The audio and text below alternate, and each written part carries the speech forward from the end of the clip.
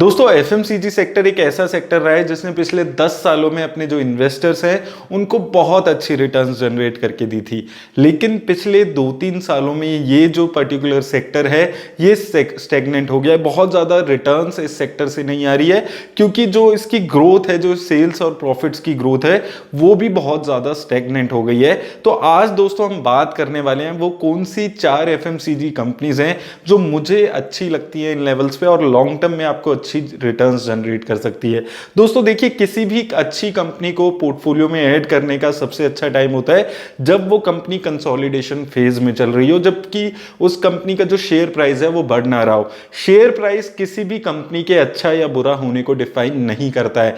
जब एक अच्छी कंपनी, एक अच्छी फंडामेंटली स्ट्रॉन्ग कंपनी का शेयर प्राइस लगातार कम हो रहा हो या अपने काफी ज्यादा कंसोलिडेट हो चुका हो, तो ये एक अच्छा पीरियड होता है जब भी हम किसी कंपनी को अपने पोर्टफोलियो में ऐड कर सकते हैं। तो आज मैं उन 4 एफएमसीजी कंपनीज के बारे में बात करने वाला हूं जो अपने ऑल टाइम हाई से काफी ज्यादा करेक्ट हो चुकी है। उनके फंडामेंटल्स में कोई कमी नहीं है, इनकी जो ब्रांड वैल्यू है ये काफी अच्छी है और मुझे लगता है कि लॉन्ग टर्म में ये अच्छी रिटर्न्स जनरेट कर सकती हैं। लेकिन दोस्तों एक चीज आपको याद रखनी है, ये किसी भी तरह की इन्वेस्टमेंट एडवाइस नहीं है। ये 4 कंपनीज मुझे काफी अच्छे प्राइसेस पे इस वक्त दिख रही हैं, तो मैं आज आपसे ये चीजें डिस्कस कर रहा हूं। आइए दोस्तों अब देख लेते हैं ये वीडियो। दोस्तों वीडियो शुरू करने से पहले अगर अभी तक आपने अपना डीमैट अकाउंट नहीं खुलवाया है तो लिंक मैंने डिस्क्रिप्शन में दे दिया, आप जाकर खुलवा सकते हैं।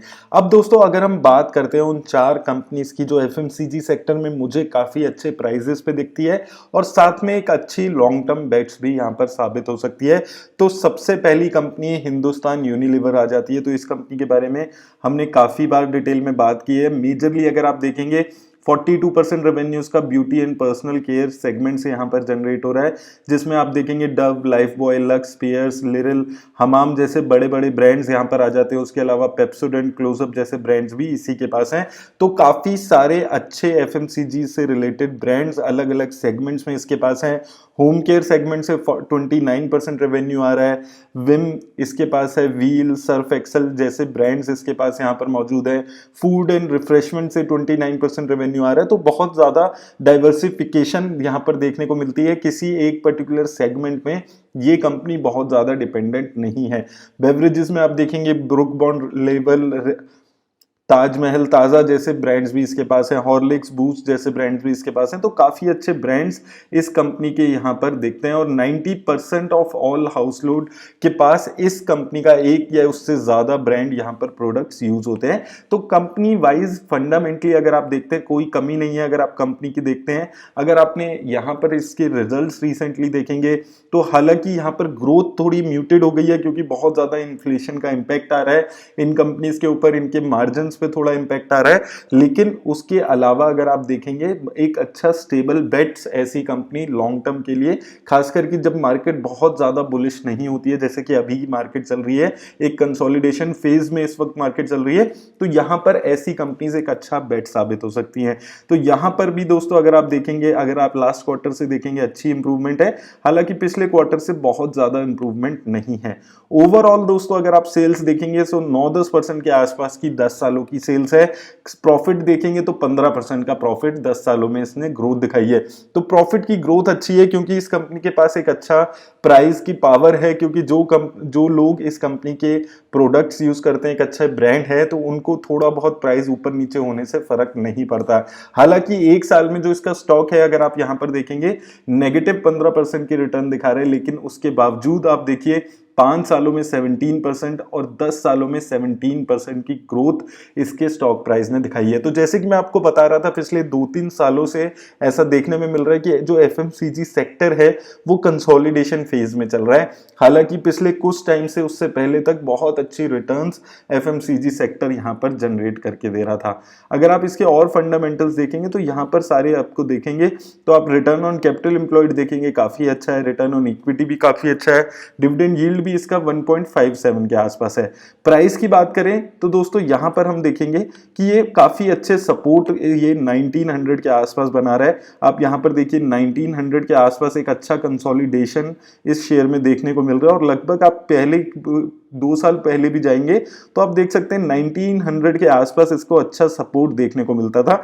तो एक अच्छे सपोर्ट लेवल पे ये कंपनी इस वक्त चल रही है। 1900 1950 के आसपास एक अच्छा सपोर्ट मिल रहा है और ये देखने को मिल रहा है कि यहाँ से ये शेयर बार बार ऊपर की तरफ मूव करने की कोशिश यहाँ पर कर रहा है। दूसरा शेयर दोस्तों एफएमसीजी सेक्टर में आ जाता है डाबर इंडिया। डाबर इंडिया की अगर हम बात करते हैं तो ये भी एक बहुत बड़ा ब्रांड है। आप अगर होम एंड पर्सनल केयर से बात करें तो 50% रेवेन्यू इसका वहां से आता है, जिसमें hair care, oral care, skin care जैसे प्रोडक्ट्स अलग अलग यहाँ पर इसके पास मौजूद है। जिसमें से सबसे जो इसका फेमस है वो ओडोनिल, ओडोमोस नाम से जो इसके ब्रांड आते हैं वो काफी फेमस है। उसके अलावा हेल्थ केयर में 34% इसका यहाँ पर रेवेन्यू जनरेट होता है, जिसमें से इम्यूनिटी बूस्टिंग हर्बल टी आ गया, सिंगल हर्ब टेबलेट्स आ गया। इस टाइप के जो इसके आयुर्वेदिक एथिकल्स और हेल्थ सप्लीमेंट्स हैं वहां से ये 34% रेवेन्यू जनरेट करता है। उसके अलावा आप देखेंगे तो फूड एंड बेवरेजेस से 16% का रेवेन्यू ये जनरेट कर रहा है, जिसमें फ्रूट जूस आ जाता है। रियल के जो फ्रूट जूस है वो ब्रांड डाबर का है, तो वहां पर भी एक अच्छा इसका काफी अच्छा मार्केट शेयर है।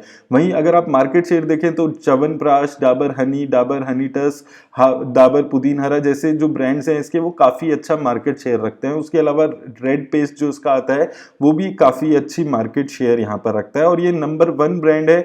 अगर आप कुछ सेगमेंट्स की बात करें जैसे कि हनी, च्यवनप्राश, इन सेक्टर्स में ये काफी अच्छा इसका मार्केट शेयर है और काफी अच्छा ये परफॉर्म कर रहा है। इसकी दोस्तों अगर आप ग्रोथ देखते हैं तो यहाँ पर भी वही चीज देखने को मिलती है कि यहाँ पर ग्रोथ आपको 1 साल में देखने को मिल रही है। अगर आप यहाँ पर हम लोग इसके क्वार्टरली रिजल्ट्स देखते हैं तो यहाँ पर भी लगभग फ्लैट है अगर आप लास्ट क्वार्टर से कंपेयर करें, क्योंकि इन्फ्लेशन का इम्पैक्ट सारी एफएमसीजी कंपनीज पे आ रहा है, तो ग्रोथ बहुत ज्यादा इस पॉइंट ऑफ टाइम पे नहीं दिख रही है। तो वही चीज यहाँ पर आ रही है और मार्च के नंबर्स में भी हो सकता है कि लगभग फ्लैट नंबर रहे या थोड़ा बहुत कम भी यहाँ पर हो सकते हैं। तो वो सब चीजों का इम्पैक्ट अभी एफएमसीजी की जितनी भी कंपनीज है वहां पर देखने को मिल रहा है।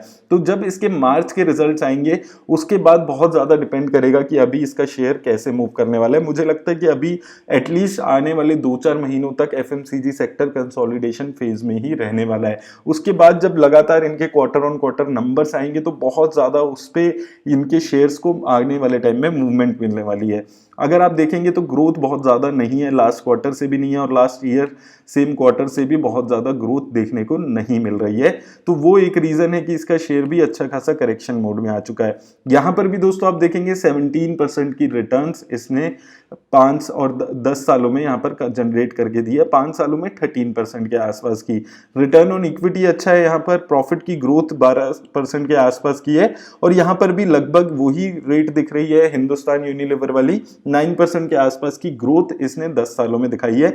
हालांकि 3 और 5 सालों में बहुत ज्यादा ग्रोथ नहीं है, तो ये एक नेगेटिव एस्पेक्ट आ रहा है कि इसके जो सेल्स ग्रोथ है वो बहुत ज्यादा नहीं है 3-5 सालों में, जिसका इंपैक्ट इसकी प्रॉफिटेबिलिटी इसके शेयर पे यहाँ पर देखने को मिल रहा है। वहीं दोस्तों अगर हम इस शेयर की भी बात करते हैं तो यहाँ पर भी दोस्तों रिटर्न ऑन कैपिटल एम्प्लॉयड अच्छा दिखता है। स्टॉक का पी काफी हद तक करेक्ट हो चुका है। आप इसके रिटर्न ऑन इक्विटी देखेंगे तो वो भी काफी अच्छा दिखता है।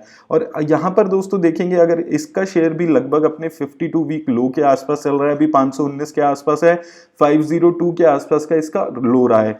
और अगर आप यहाँ देखेंगे तो यहाँ पर भी यही हो रहा है कि 500 का लेवल जो है ये इसका एक अच्छा सपोर्ट जोन बना हुआ है बहुत टाइम से।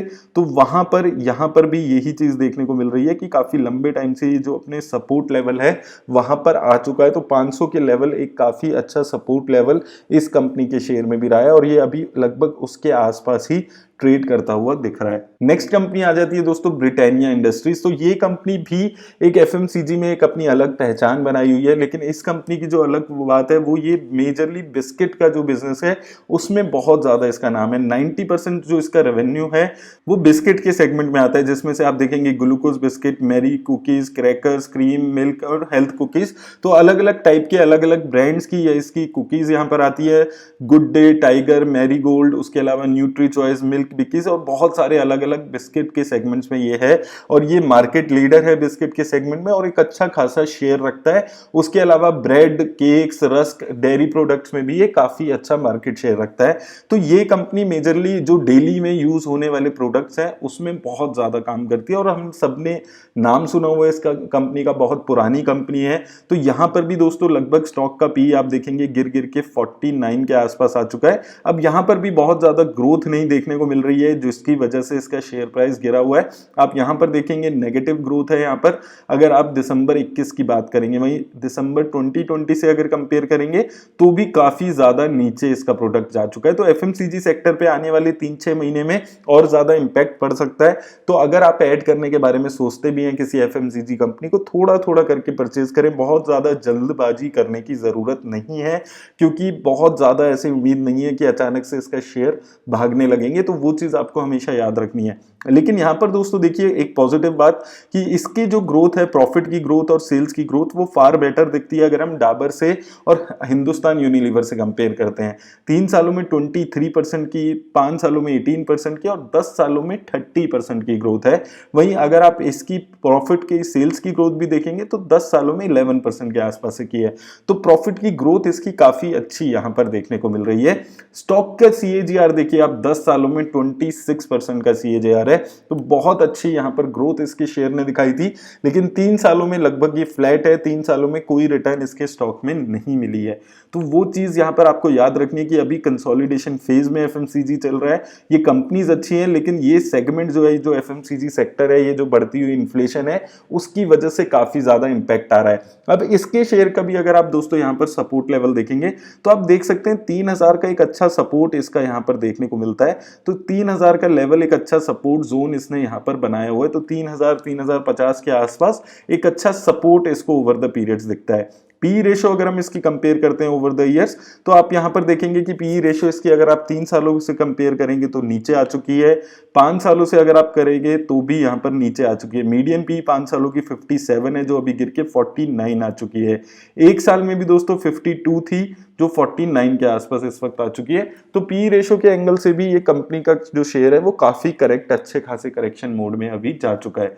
वहीं दोस्तों अब लास्ट कंपनी जो आ जाती है वो है कोलगेट। तो कोलगेट का नाम आपने काफी सुना होगा, लगभग हर घर में कोलगेट यूज होता है। कोलपाल के नाम से एनएससी में इसका शेयर जो है वो आपको कोड से दिख जाएगा। वहीं दोस्तों अगर आप यहां पर बात करते हैं तो ये 51% मार्केट शेयर है इसका टूथपेस्ट सेगमेंट में, टूथ पाउडर में 48% और टूथ ब्रश सेगमेंट में 30% के आसपास यहाँ पर इसका शेयर का जो है मार्केट शेयर वो है। और ये जो इसने लीडरशिप पोजीशन मेंटेन की हुई है वो लगभग पिछले 30 सालों से मेंटेन यहाँ पर की हुई है। और इसका जो 88% यहाँ पर बिजनेस है वो डोमेस्टिक सेगमेंट से आ रहा है। और रेवेन्यू ब्रेकअप की बात करते हैं तो डोमेस्टिकली 96% ये रेवेन्यू जनरेट कर रहा है। अब धीरे धीरे इसने जियो मार्ट, अमेजॉन, फ्लिपकार्ट पे भी अपनी प्रेजेंस यहाँ पर दिखानी शुरू कर दिए। तो एक काफी अच्छा ब्रांड है। ये चारों कंपनीज जिसमें हमने बात की है, बहुत अच्छी ब्रांड वैल्यूज ये कंपनी रखती है। लेकिन FMCG sector as a whole अभी परफॉर्म नहीं कर रहा है, जिसका इंपैक्ट इन कंपनीज के ऊपर आ रहा है और ये इनका जो शेयर है वो परफॉर्म नहीं कर रहा है।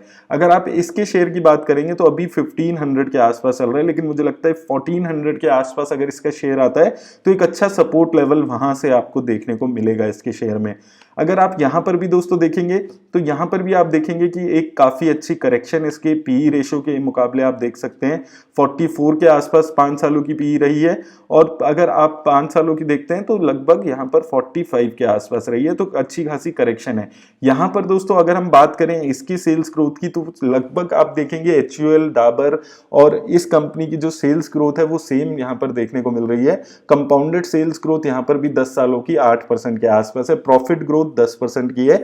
तो प्रॉफिट ग्रोथ और सेल्स ग्रोथ यहां पर एक चीज इंपैक्ट कर रही है, ये चीज दिखा रही है कि जो एफएमसीजी सेक्टर्स की टॉप कंपनीज हैं वो कंपनीज भी अभी बहुत ज्यादा सेल्स ग्रोथ नहीं दिखा रही है। यानी कि एक वो मोड आ चुका है इस एफएमसीजी सेगमेंट का जहां पर बहुत ज्यादा ग्रोथ इनको देखने को नहीं मिल रही है, क्योंकि बहुत सारे और भी प्लेयर्स हैं जो एफएमसीजी में एंटर हो रहे हैं। उसके अलावा इन्फ्लेशन का जो सबसे बड़ा इंपैक्ट है वो आ रहा है कि लोग अब अपना खर्चा कम कर रहे हैं इन्फ्लेशन की वजह से। से जो पैकेट साइज होता था वो अब कम पैकेट साइज के लोग खरीद रहे हैं। जो बड़े पैकेट खरीदा करते थे लोग, वो छोटे पैकेट खरीद के यहाँ पर काम चला रहे हैं, क्योंकि इन्फ्लेशन रियली इंडिया में बहुत ज्यादा है। हालांकि अगर आप ऑफिशियल नंबर्स देखते हैं उस लेवल की इन्फ्लेशन नहीं दिखती है। तो दोस्तों यहाँ पर भी आप देखेंगे प्रॉफिट ग्रोथ 10% की और CAGR स्टॉक प्राइस 11% की ग्रोथ है। तो दोस्तों ये कुछ कंपनीज हैं FMCG सेक्टर की जो मुझे लगता है लॉन्ग टर्म में अच्छी रिटर्न्स आपको बनाकर दे सकती हैं। लेकिन यहाँ पर आपको एक दो चीजें याद रखनी है कि FMCG सेक्टर में 2 सालों से कंसोलिडेशन चल रहा है, तो आने वाले टाइम में मुझे लगता है कि बहुत ज्यादा इनके जो नंबर्स हैं उन पे डिपेंड करने वाला है। तो आप बहुत ज्यादा जल्दी ना करें FMCG कंपनीज को खरीदने की। अगर आपको कोई कंपनी अच्छी भी लगती है तो थोड़ा थोड़ा करके उसको अपने पोर्टफोलियो में ऐड करने के बारे में सोचें। और दोस्तों दूसरा आपको जो यहाँ पर चीज याद रखनी है कि ये कोई इन्वेस्टमेंट एडवाइस किसी भी तरह की नहीं है वीडियो, ये सिर्फ मैंने कुछ कंपनी शेयर की हैं जो मुझे यहाँ पर अच्छी लगती है। आप किसी भी कंपनी में इन्वेस्ट करने से पहले अपने इन्वेस्टमेंट एडवाइजर से बात करके अपनी खुद की रिसर्च करके ही किसी भी कंपनी में इन्वेस्ट करने के बारे में सोचें। मेरी तरफ से दोस्तों बस आज इतना ही। धन्यवाद।